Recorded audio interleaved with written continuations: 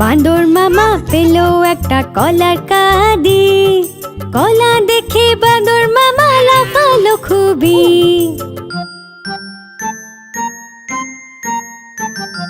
তাড়াতাড়ি কলা ছাড়ালো বাঁদর মামা রে। খোসা এদিকে ওদিকে, ওদিকে এদিকে সেদিকে ফেললো।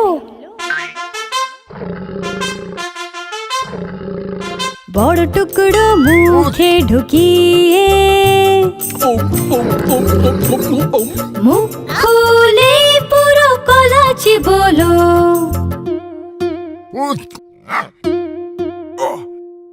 এক টুকরো গলায় আটকে হলো মুখটা লাল নীল।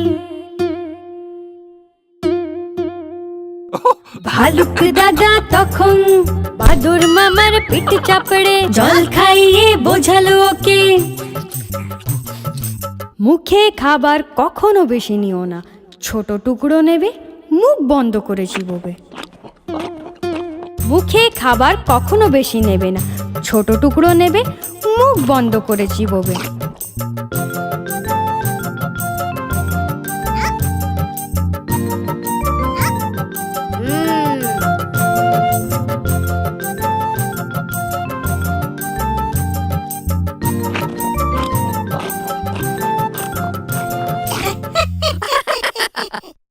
আমি বাঁদর মামা হব না, আমি ছোট টুকরোই নেব আর মুখ বন্ধ করেই চিবোবো আর খাবার না ফেলার চেষ্টা করব।